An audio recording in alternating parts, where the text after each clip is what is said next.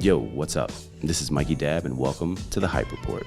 Each week, we recap the biggest stories from HYPEBEAST directly from the minds of the editorial team. I'm here to connect the dots. Let's get into this week's show. What's up, guys? This is Robert Marshall, senior editor of HYPEBEAST, reporting mostly on sports, footwear, sportswear, and the like. Today, I wanted to talk to you guys a bit about Adidas signing its first individual eSports athlete, Tyler Blevins. Goes by the name of Ninja. Might have seen his colorful hair before. Big move for both sportswear brands and esports alike. It's a bold move, Cotton. See how it pays off for them. Yeah, it's wild. You say Cotton referencing dodgeball. Like esports is not just reserved for the Ocho anymore. It's ESPN on ESPN, the main channel. They're televising massive esports tournaments, League of Legends, and whatnot. It's an insanely lucrative market right now, mostly because of the various streaming platforms, and they know that you can get real big ad dollars there. It's pretty unprecedented. So Ninja, I don't know if you know this or not, Bob, but Probably not. I'm an avid gamer. Word? Avid gamer. I want to get into streaming, don't have any time. But back into the Ninja aspect. So I used to watch him a little bit. I'm not going to say a lot because Fortnite, didn't really like it too much. Very kiddie. I'm going to go with kiddie. Player unknown is like kind of where you got to start from, but began with Halo. He didn't like go to college or anything. He just like finished high school and decided that he was going to be a professional gamer. It was like 10 years ago. And yeah, he's pretty much the biggest gamer on the planet now, right? I mean, so like I commend him for like sticking with it because I mean, realistically, in the time of streaming, it's real. Yeah. And as far as like major league gaming goes, it's been around for quite some time. Certainly. And the fact that I think there are two teams that Adidas has signed, or there are two teams that are signed. I'm not particularly clear on that. Right. Yeah. I don't really follow the MOG that heavily, but anyway, to be an individual signed to a brand is insane. Yeah. To that point, it's the reason why it's so unprecedented and something that we should really be talking about, and that's why we're talking about it now, is that it's Adidas, being one of the biggest names in sports, is basically saying that esport athletes are on the same level as professional athletes that we come to know, the James Hardens, Dame Lillards, the Aaron Judges, that are all these guys are signed to Adidas.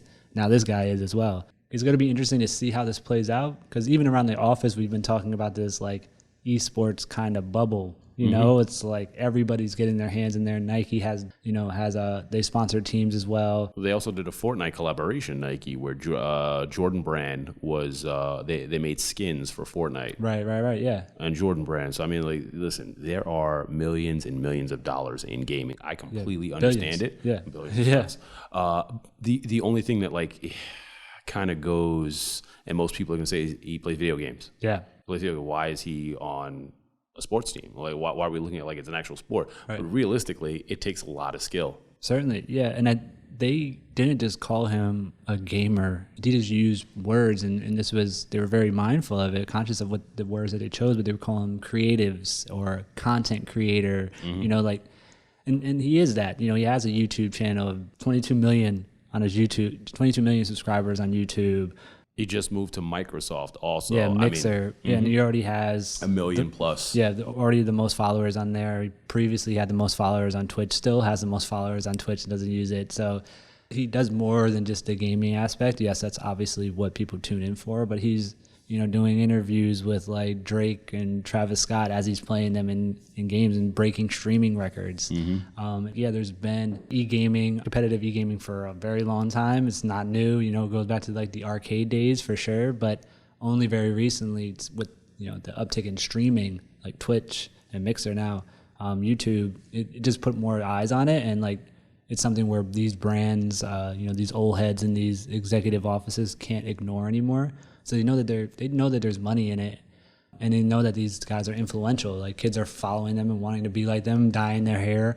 So yeah, might as well wear the same clothes as them too, right? I mean, that's really what happens. That's Mikey, you and I did the same thing watching NBA players. Like we wanted to dress like them off court and like on court. I still wear J's to this day. Exactly. And that started way back when. So yeah, but it is very, very curious to see what's going to come of it. I mean, right now, as far as a collaboration is concerned, but just as far as like an industry thing, you know, they haven't released any apparel yet, but they've gifted out a bunch of like Ninja branded Adidas. Yeah, exactly. That's how it works. Exactly. Put it in the right hands. They share it on their social. Again, more eyes are getting on it. I need it. Yeah, but you can sign up for, you know, like a newsletter on adidas.com/ninja. They're going to send you updates on when things drop. They've said it's a multi-year partnership. They said there's going to be products that will release in the physical and virtual world. So like, that's curious, right? Not to cut you off. So like, I have to think of it like this. Like if you look at Nike and say when somebody gets into an altercation with their woman or whatever it is, they're like, oh no, you can't be partnered with Nike anymore. Yeah. Now these streamers, I don't know if you've watched any, can get a little testy. Sure. We'll go with testy, maybe a little hostile from here to there, and say things that they probably shouldn't say. Right. Like he's definitely lost it a few times on streams. I wonder if they're going to start to like control what he says and how he says it, as far as, you know, being under the brand and how the brand is looking based off of what his actions are. That's the bigger thing for me, because I mean, you build a following based on your organic growth, right? So now if they start taking that away, does your growth stop, or is it just more exposure? I'm just curious to see how they govern him, as far as it's not really one of those things that most people are watching. Kids are watching it. They don't care what you say. Right. But as like adults are watching sports, so hey, listen, I don't like that he interacted like that. You can't talk to women like that. You can't do that. You know what I'm saying? Yeah. I mean, I think it goes both ways to that. Adidas is diving into this world and, you know, putting money behind not only just Ninja, but other eSports teams and leagues and so on. But at the same light, you know, now these athletes have a larger, higher platform to say whatever they want to say, whether it be of, you know, something of merit or just to talk about their gaming. But they also have to realize that, yes, more eyes are on them, and the things that they say are going to be seen or heard by more people. So, yeah, I'd hope that he's aware of that, because, if he does say the wrong thing, that deal's gone. I mean, it's not going to last. So no publicity is bad publicity? Yeah, but question mark. I don't know. Not in the sports world, man. I get it.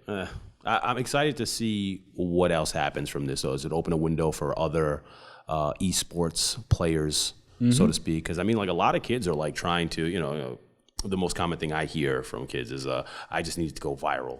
I just need this to go viral, and I'll be good." So, I mean, the same thing with like a job proposition or aspiring to have this kind of work. Like I love playing. If you could have told me X years ago that you can make a career out of playing video games, I was there. I would figure out a way to do it, and I'd be doing it. Yeah. So what I would like to see too, at the same point, is that now more money is being funneled into these leagues and to these players. It's like to make sure that we're keeping kids from impoverished areas, you know, where they don't have all those opportunities. Keep making sure that they're involved, because this is a sport that doesn't need the buy-in like a golf or a tennis might need. But at the same time, you do need a bit of backing to kind of just say, okay, I'm going to be a gamer. Listen, you need your internet, one, and if you're playing a lot, you need high speed. You need some high speed internet. Yeah. My cable bill is through the roof. Next, you need a unit. You need something to play on, a console. Sure. So like realistically, anywhere every month, if you're a 13-year-old kid, you're not paying for that, and your parents are like, well, I'm not going to worry about your bit rate on how fast you refresh your screen. Certainly. That doesn't matter to me. You know what I'm saying? So. It could get expensive, especially if you don't have that. The other thing that bothers me about it is that you're not promoting fitness.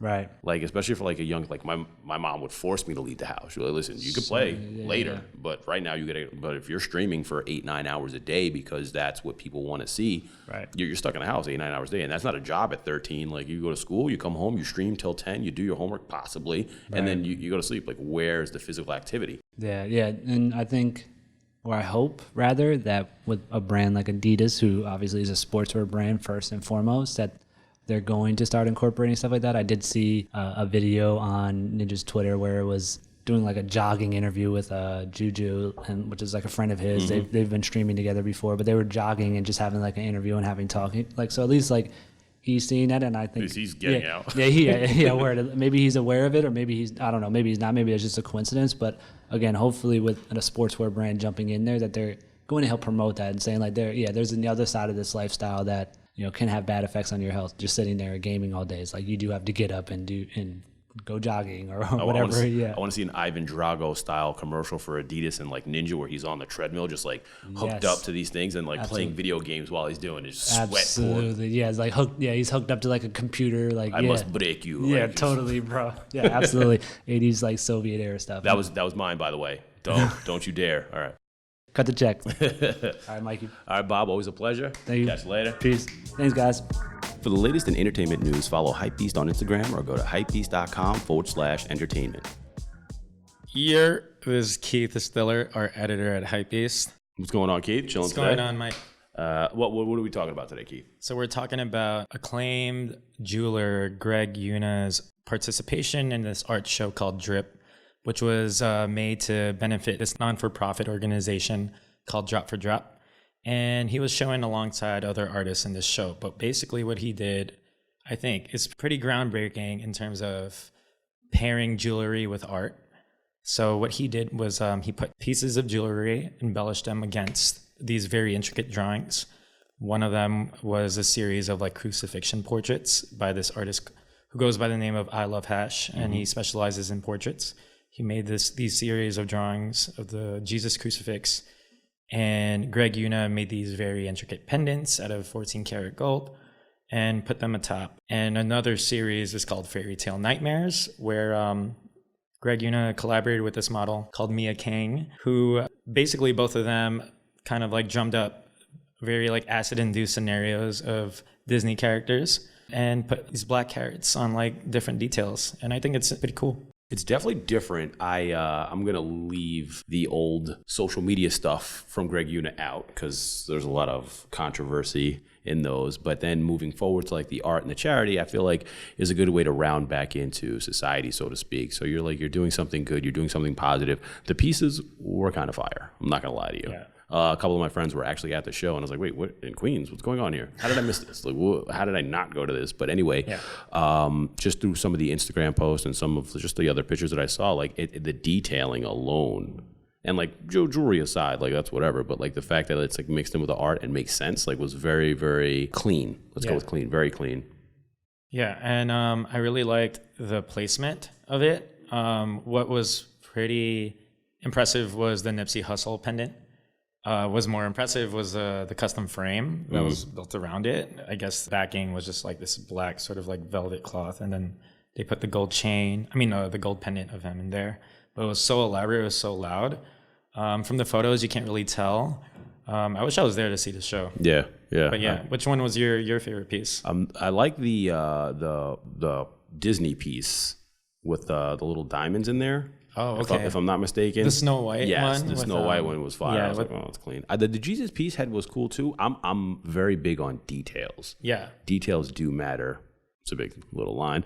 But just looking at the pieces very cleanly and seeing how fine the line work is, like even with tattoos, I'm the same thing. Like as long as the line work is fantastic, I'm intrigued just by that alone. To me, that's art. Because you just throw stuff together and it looks like you're one of those old guys old brain guys, kind of whatever. I'll get you later. Don't worry. that respect the craftsmanship, respect the artistry behind the art. I think about time is what I think about when you do things. I used to build stuff.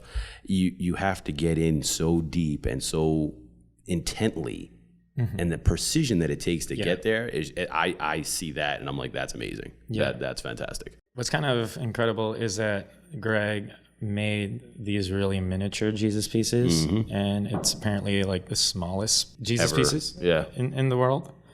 So I think now it's like people are always thinking big, flashy when it comes to like chains and pendants, but even something so small and so intricate and so detailed, it's like super elaborate, 1000%. Well, I even went to the website after that. I was like, I've never gone to his website before. So I was like, you know what? Let me give this a shot. So I started peeping through and he has some pretty good pieces. Yeah, I'm not trying to shamelessly plug, but he does have some nice stuff. Price point wise, it's pretty. It's not terrible. Yeah, it's not. It's not terrible. And at first, I didn't quite get the connection between the nonprofit and the jewelry kind of edition, but drip for drop. I get it now. It all makes sense now. Yeah. All right, man. We'll do Keith. Catch you later. Thanks for stopping by. For the latest in art and design news, follow HYPEBEAST Art on Instagram or go to hypebeast.com/art. Hey, I'm Isaac Rouse, Associate Editor for HYPEBEAST. Today we're talking about Netflix and Martin Scorsese's The Irishman releasing in select theaters as of now. Previously, there was a lot of roadblocks set up within the film industry in an attempt to not get it screened. So the bigger thing is that we're up to now, I feel like, is that Netflix is supposed to drop it 26 days after it goes into theaters. I'm a patient man. I will definitely save $3,000 on movie tickets, popcorn, and 2 gallons of soda. Mm-hmm. But I don't see a need for me to go to the movies to see this, just based on the age of the actors. And this is not attributing anything to their skill. They're skillful actors, and Martin Scorsese, like, you can't mess with that. But I'd rather watch it from home. Well, I think that says a lot about Netflix's current infrastructure and to the film industry's point, whereas it's releasing on platforms pretty soon after it releases on film. We're not going to see any revenue. Fans aren't going to go. The only reason you guys want it in theaters is for Oscar, a contender, which is it's releasing under the same sort of like window as Roma did last year, which also got a ton of nominations. Mm-hmm. So it won for cinematography. The Irishman, Netflix wants to flaunt the big heavy names that they have underneath their belt. And even though there's contention with like the old guard of film and like these like tech upstarts, the actual talent behind all of these films don't see it that way. Mm-hmm. Well, some of them don't. Steven Spielberg has, his own particular feeling about that. Yeah, shouldn't be up for nomination if it's a show that's releasing on a platform. He sees it more as like a web series. But I think fans and like more contemporary film watchers kind of see that as like old thinking. It's the evolution of what it is now. I mean, like, you can catch people on YouTube becoming movie stars. So, I mean, realistically, it's a platform. Like, no matter how you look at it, whether you think that big screen is where things should lie and that's where you should be pulling contenders from, that's out the window. And like you said, it's old thinking. That's how I believe. I think a lot of people feel that way, but to the powers that be. Traditionalists. Yeah, traditionalists, you have to justify your position in the industry, and you have like a bunch of, in their eyes, I believe, disruptors of like the status quo. But like you said, it is the natural progression of film, I believe. Whether or not Netflix gets monopolized by all the big names that are now going into the streaming game, they are the trendsetters. I mean, besides being the fact that they created, original series, originally being just a site that just streamed other titles. They also invented like the term binge watching in the first place. Listen, Altered Carbon to Netflix series, there are a slew of Netflix series that supersede TV. And outside of that, like back into like the YouTube era stuff, like they're going anywhere else. There's a lot of roadblocks and like there's no directions. People aren't like, hey, you look like you can do something, so let me bring you in this way. You have to prove yourself time and time again before they open up doors for you. So if you can create your own platform or use a platform that's existing for people to watch, like, why not use it? Like, they close doors on people all the time. I believe that's also true, but I also believe in the perspective of like studios, like you said, how television series are becoming just so much more cinematic that there's a lot of money involved in just like making not even just seasons. Now it's like single episodes of shows that just like ranges into like the hundreds of millions, not the hundreds, but like the millions of dollars. I mean, Game of Thrones. Game of Thrones. Perfect example. Broke records for how much it costs to produce certain episodes. A lot of studios are sort of afraid of platforms kind of having that sort of ability to churn out that kind of product and not have it on a big screen and them not receiving any of that piece of the pie. So like I get that, but at the same time, you got to look at it in retrospect to the generation that we live in right now. Everything is so fast paced. It's how quickly can you turn into the next thing? It's always what's next and what's new. So if you're not turning out movies that fast, and these platforms are, because I can binge watch a show one night and then a new series will be up the next week.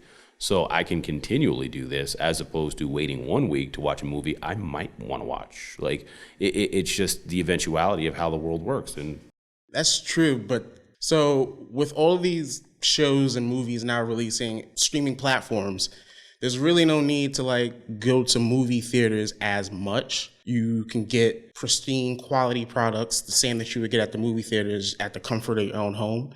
So that kind of changes the traditionalism of movies and the movie industry. There's no more event filming, like no more event, sort of like Friday night, we're going to the movie type thing. There's no more appointment television or appointment TV shows. You can just stream it whenever you want to. You don't have to see it at a certain time.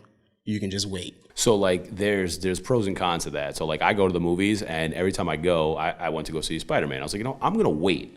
Because I've gone to every Marvel movie the day it came out, that night before, it comes out on a Thursday night at 8 p.m. I'm at whatever premiere I can get to, and I sit there and I curse myself every single time. Like, why'd I do this? There's people everywhere. I had to reserve a seat. I have to fight you. You brought your kids. Somebody's baby's crying. Who's throwing what? There's no ushers. Nobody says anything, and like I'm ready to get into a fist fight. That's like usually how it goes down. Fast forward, now I waited 3 weeks this time. I said, I'm not going to rush. I'm going to go. I'm going to sit down, enjoy. There was 12 people with selected seats in the theater that I selected, right? How bad could it be? Get there, sit down. It was 12 people, 6 of which were children, crying. I'm like, but this isn't, and nobody comes in to say anything. So if I was a movie theater, I would take all of those bad reviews from movie theaters and things of that nature and be like, okay, what can we do to change this? Of course, we got 4K movie theaters with seat shakes or whatever. We can have boozy. I definitely don't want to get drunk with people in a movie theater. 1, bathroom breaks. 2, who's getting rowdy? So that's probably the worst idea ever. Take those critiques and go, all right, listen, you guys need to clean up like how people are engaged in movie theaters and maybe make the experience better. If the experience was better for overall everyone, then it'd be a different story. Maybe add a daycare to a movie theater so you can drop your kids off for the hour and a half that you're watching your movie. You know what I'm saying? Like something that's going to make it enjoyable for everyone. I know I'm not the only person that deals with people doing the wrong thing inside of a theater. So I'd rather sit in my house. Well, that's a fair point. But I would say alternatively speaking, there are films that are beneficial to watch having an audience.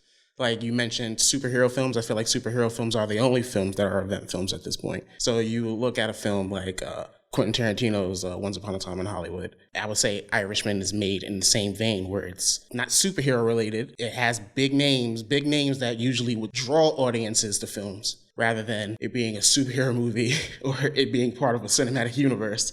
Films shown in theaters lend itself to a different experience when it's a horror film, by example, like Midsommar is a great film. Like, I don't think it would translate as well watching it at home as it would experiencing the scares alongside like an actual audience. Okay. If I'm at a theater in a theater situation and I need someone to help me understand what's going on based on their laughter for the situation because I don't understand what's going on, that's on them, not me. Like, that's definitely things that I'll laugh at jokes because sometimes you need a certain degree of intelligence to understand jokes in certain movies or a certain humor to understand certain jokes in movies.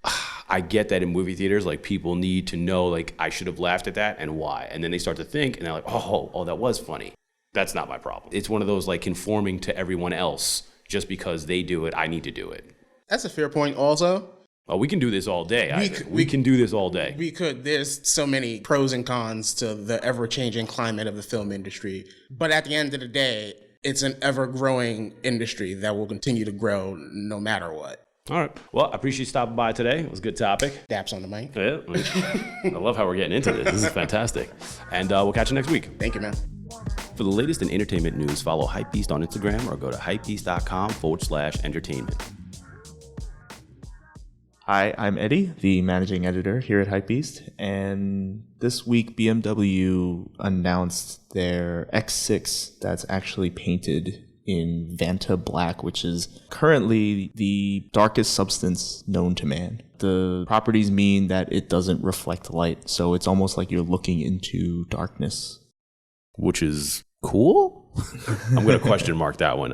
Looking at it, so they said something along the lines of it makes it look more two-dimensional than three-dimensional because it doesn't reflect the light off the curves, which is actually pretty cool. Yeah, it is a very cool substance. There are applications for it, I'm sure. However, it's questionable for something like an automobile. Well, is that a painting or a car next to me? I can't tell. Well, I mean, the applications for a car means you're getting from point A to point B, but a lot of that may be within nighttime. And the darkest substance available to man during nighttime may not be the safest choice. Now, BMW do go into detail explaining this is a one-off, so it's not publicly available. I think it's what car companies do often is, like concepts during motor shows, is they show what's possible with their technology. And it is often conceptual at most. So they'll make one and they'll maybe test it, maybe just show it off at a motor show. But other than that, I mean, it is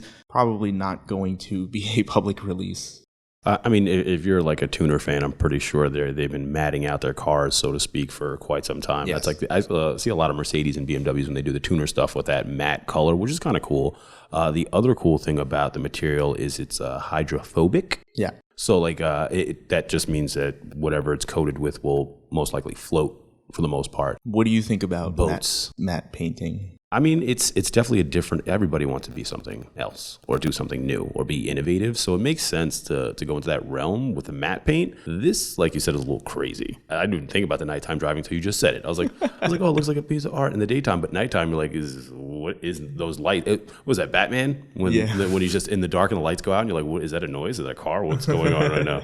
People just getting clipped on sidewalks. It's also kind of interesting why you would use a material like Vantablack. Now, in the automotive world, there's design, just like furniture, like anything. A lot of effort goes into sculpting cars and fenders and wide arches for wheels, or headlight placement, headlight design. Even I'm sure BMW go to very extensive lengths to create the beautiful cars that they have. I myself am a huge fan of BMW cars and their designs.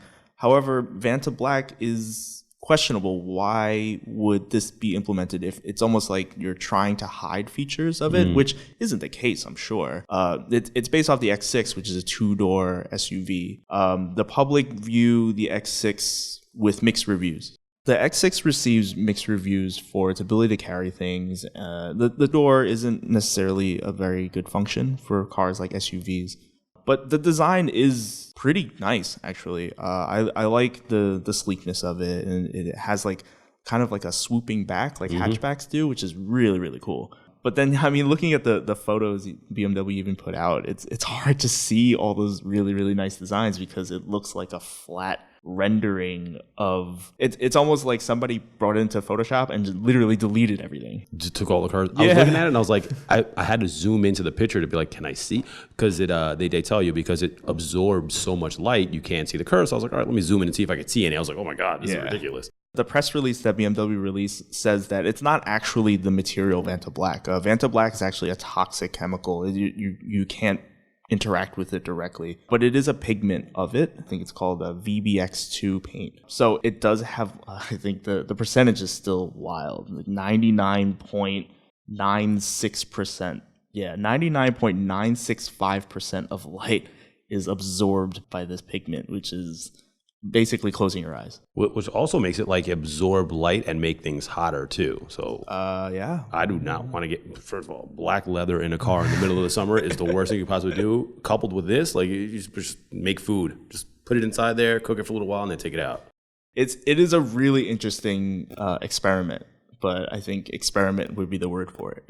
It's if it shows up in a motor show, I'm sure people would be lining up to actually see this car. But then that also maybe begs the question, are they seeing the car or are they seeing the material? So then I think maybe in society, what can we use Vantablack for? I mean, I believe they have, so I was like, Vantablack, what is this business? Because I'm dealing like graph and I know paints, but I'm like, well, I've never heard of this color before.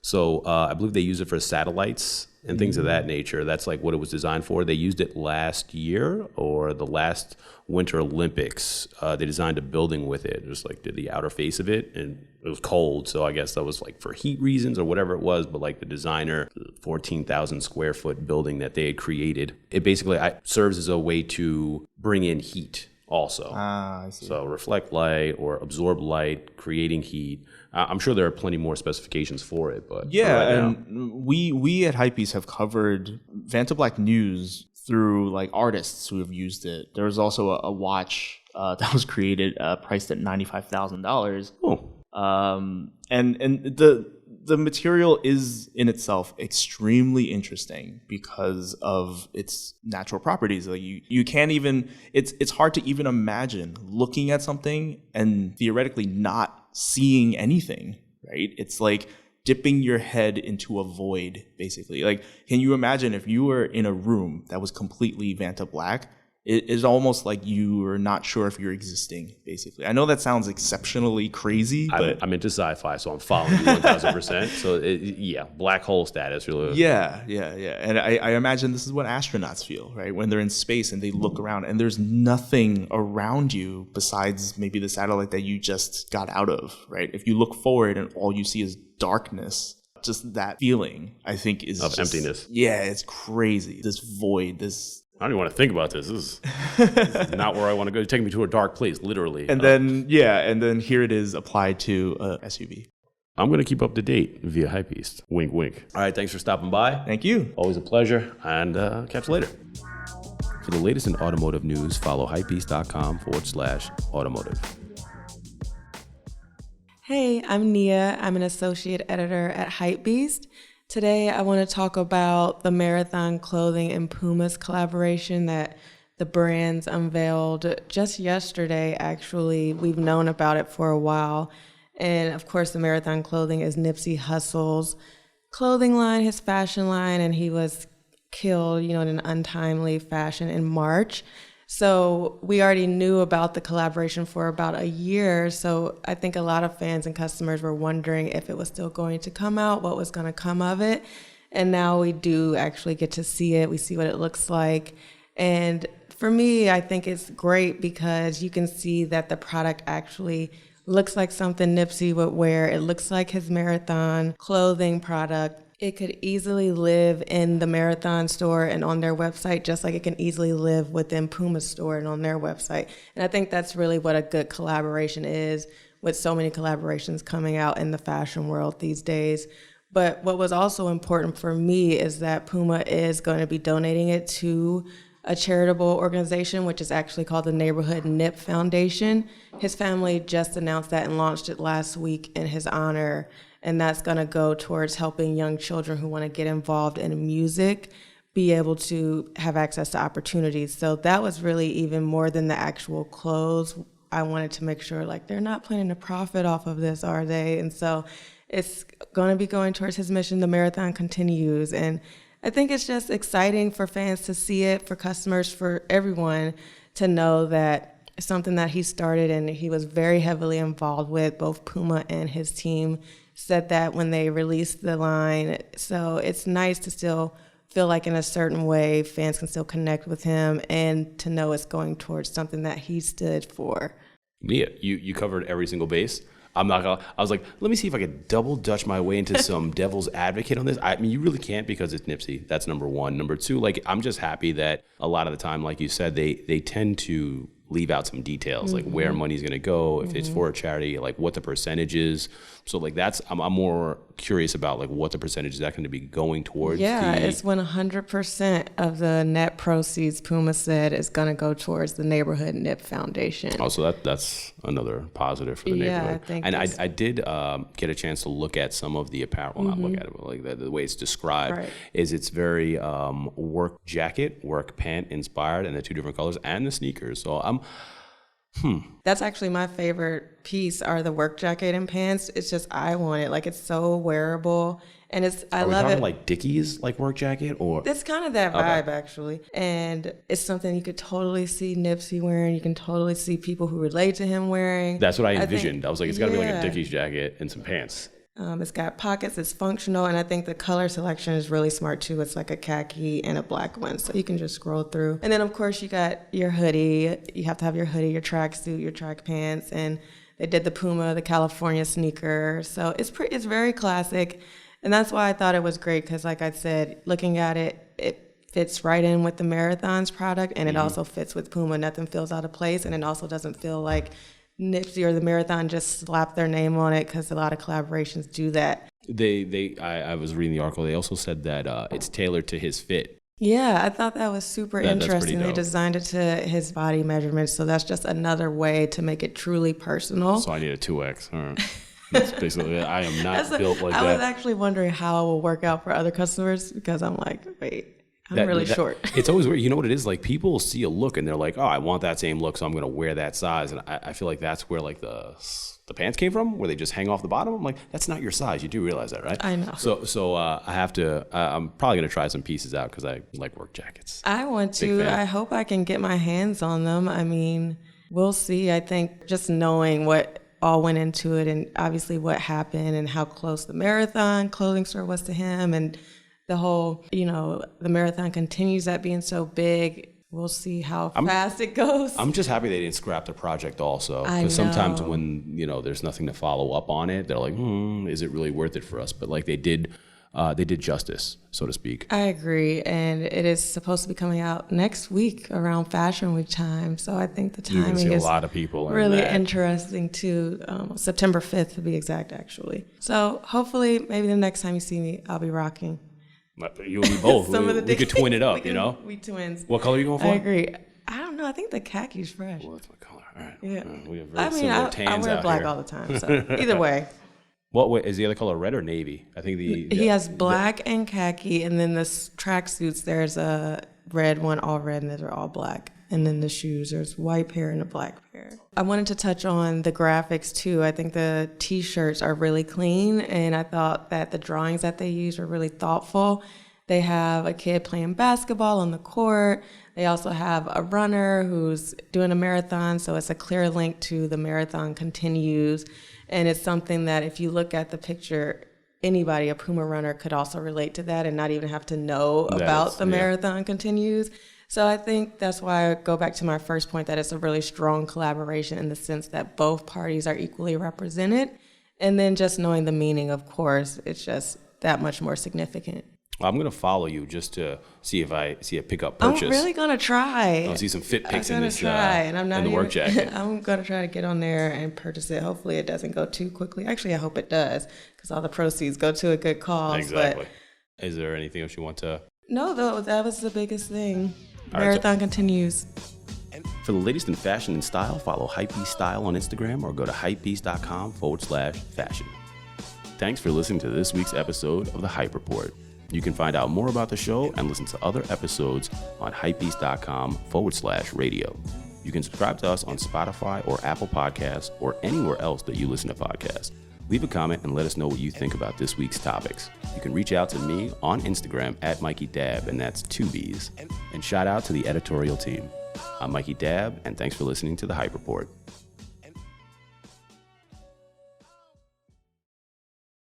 Any comment, opinion, or suggestion made by any person contained in this episode does not represent HYPEBEAST in any way, and those genuinely are their individual, personal opinion and thoughts towards the topic shared.